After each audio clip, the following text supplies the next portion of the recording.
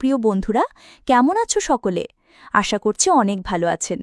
তো বন্ধুরা, আমি মোহিনী আজ তোমাদের শোনাবো দারুণ একটি গল্প। তাই হেডফোন কানে লাগিয়ে বসে পড়ে যাও। গ্রামের নাম রূপপুর।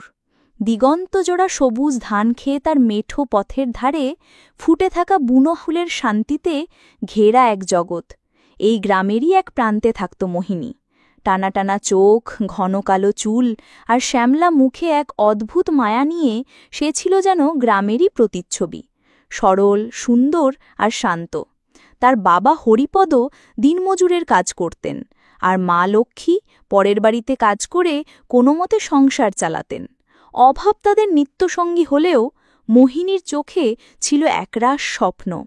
প্রতি রাতে দাওয়ায় বসে সে যখন দূরের শহরের টিমটিমে আলো দেখত, তখন তার মনটা ডানা মেলে উড়াল দিত। সে ভাবত ওই আলো ঝলমলে শহরে জীবনটা কতই না অন্যরকম। কিন্তু সেই স্বপ্নময় জীবনে হঠাৎই কালো মেঘ ঘনিয়ে এলো। মোহিনীর বাবা হরিপদ কঠিন অসুখে শয্যাশায়ী হলেন। গ্রামের ডাক্তার জবাব দিয়ে দিলেন, বড় ডাক্তার দেখাতে হলে শহরে নিয়ে যেতে হবে। কিন্তু টাকা কোথায়? সামান্য জমানো টাকা আর মোহিনীর রূপোর মল জোড়াও যথেষ্ট ছিল না। উপায় না দেখে গ্রামের এক পরিচিত কাকার মাধ্যমে মোহিনী শহরে কাজ করার সিদ্ধান্ত নিল। মায়ের শত আপত্তি আর চোখের জলকে সঙ্গী করে সে কলকাতার ট্রেনে চড়ে বসল। জানালার বাইরে সোনালু গ্রামটা যখন একটু একটু করে মিলিয়ে যাচ্ছিল, তখন তার বুকটা ভয়ে আর উত্তেজনায় কাঁপছিল। সে কি জানত এই শহর তার জীবনকে কোন খাতে বয়ে নিয়ে যাবে?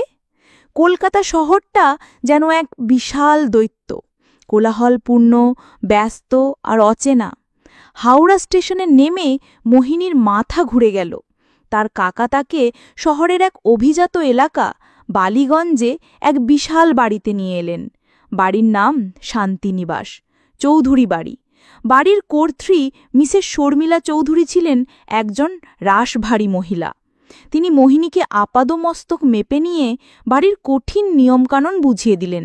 ঘর মোছা, বাসন মাজা থেকে শুরু করে রান্নাঘরে সাহায্য করা, সবই করতে হবে। মাইনে সামান্য হলেও অসুস্থ বাবার মুখটা মনে করে মোহিনী সবকিছু মেনে নিল। চৌধুরী পরিবারে কর্তা মিস্টার অমিতাভ চৌধুরী, তার স্ত্রী শর্মিলা এবং তাদের একমাত্র ছেলে রাহুল থাকত। রাহুল তখন বিলেত থেকে ছুটিতে বাড়ি এসেছিল। প্রথম কয়েক মাস মোহিনীর খুব কষ্টে কাটল। শহরের জীবনের সাথে মানিয়ে নিতে তার ভীষণ অসুবিধে হচ্ছিল। গ্রামের সেই শান্ত পরিবেশের জন্য মন কেমন করত। মিসেস চৌধুরীর কড়া শাসন আর অন্য কাজের লোকেদের টিপ্পনি ছিল তার নিত্যসঙ্গী। এই কঠোর রুটিনের মধ্যেই এক পশলা বৃষ্টির মতো তার জীবনে এলো রাহুল। সে ছিল তার বাবা মায়ের থেকে সম্পূর্ণ আলাদা, শান্ত, ভদ্র এবং কিছুটা একাকী। একদিন সন্ধ্যায় বাগানে কাজ করার সময় হঠাৎ কালবৈশাখী ঝড় উঠলে মোহিনী বারান্দায় আশ্রয় নেয়। সেখানেই দাঁড়িয়ে বৃষ্টি দেখছিল রাহুল। মোহিনীকে দেখে সে মৃদু হেসে তার নাম জিজ্ঞেস করে। সেই প্রথম চৌধুরী বাড়িতে কেউ তার সাথে এত সুন্দর করে কথা বলল। এরপর থেকেই তাদের মধ্যে ধীরে ধীরে কথা শুরু হলো। রাহুল তাকে বই এনে দিত, তার সাথে গ্রামের গল্প শুনত, নিজের একাকী জীবনের কথা বলত। মোহিনী রাহুলের মধ্যে এমন একজনকে খুঁজে পেল যে তাকে শুধু কাজের মেয়ে হিসাবে নয়, একজন মানুষ হিসেবে সম্মান করত। নিজের অজান্তেই মোহিনীর মনে রাহুলের জন্য এক বিশেষ জায়গা তৈরি হতে শুরু করল। তাদের সম্পর্কটা গভীর হতে বেশি সময় লাগল না। রাতের নিস্তব্ধতায় তারা লুকিয়ে দেখা করত। রাহুল তাকে গিটার বাজিয়ে গান শোনাত, তার বিলেতের গল্প বলত। একদিন রাতে আবেগের এক মুহূর্তে রাহুল মোহিনীর হাত ধরে বলল, মোহিনী, আমি জানি না এটা কিভাবে হলো, কিন্তু আমি তোমাকে ভালোবেসে ফেলেছি। তোমার সরলতা, তোমার সত্যতা আমাকে মুগ্ধ করে। আমি জানি আমাদের মধ্যে অনেক তফাত, কিন্তু ভালোবাসা তো কোনো বাধা মানে না। মোহিনীর চোখে আনন্দাশ্রু চলে এলো। সেও তার ভালোবাসার কথা স্বীকার করল। সেই রাতে তারা একে অপরকে প্রতিশ্রুতি দিল, কোনোদিন একে অপরকে ছেড়ে যাবে না। তাদের ভালোবাসা আরও গভীর হল।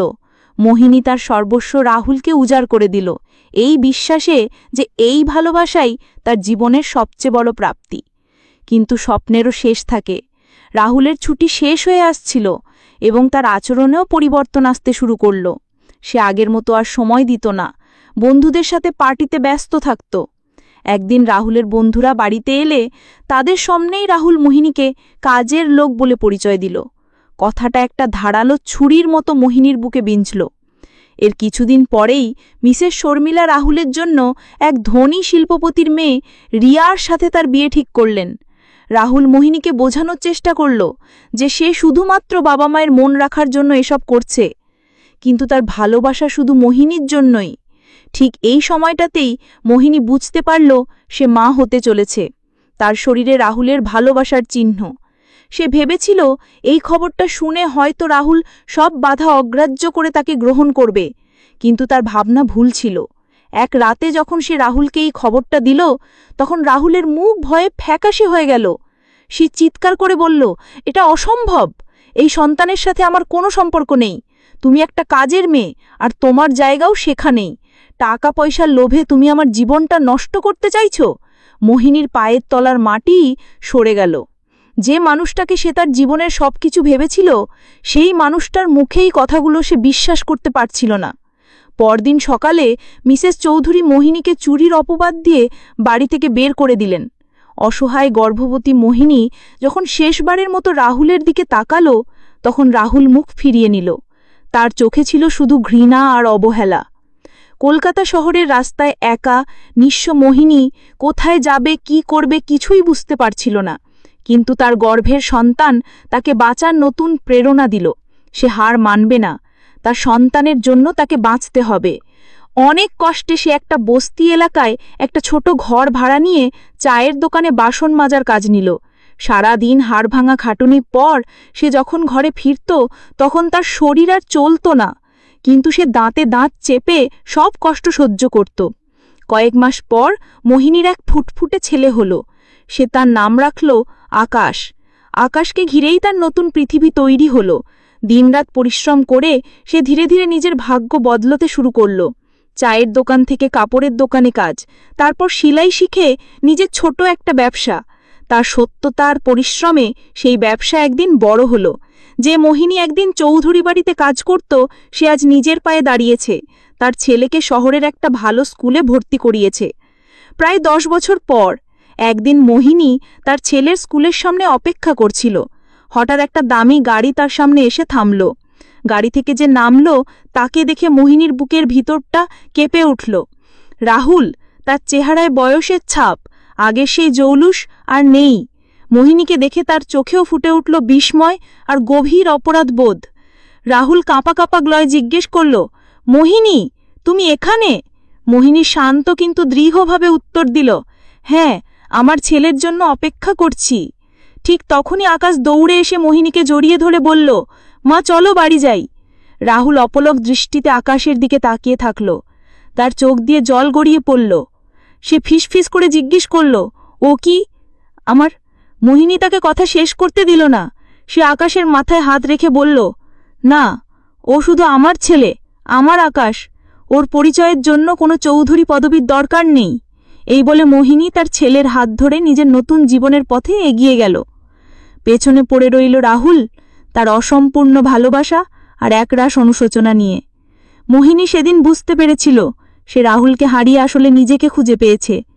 যে ভালোবাসা আত্মসম্মান কেড়ে নেয়, তা ভালোবাসা নয়। রূপপুর গায়ে সেই সহজ সরল মেয়েটি আজ শহরের বুকে এক স্বনির্ভর শক্তিশালী নারী, যার পরিচয় তার নিজের কর্মে, তার মাতৃত্বে। বন্ধুরা, আজকের গল্পটি এই পর্যন্তই। দেখা হচ্ছে আগামী নতুন কোনো ভিডিওতে। ততক্ষণ সবাই ভালো থাকবেন।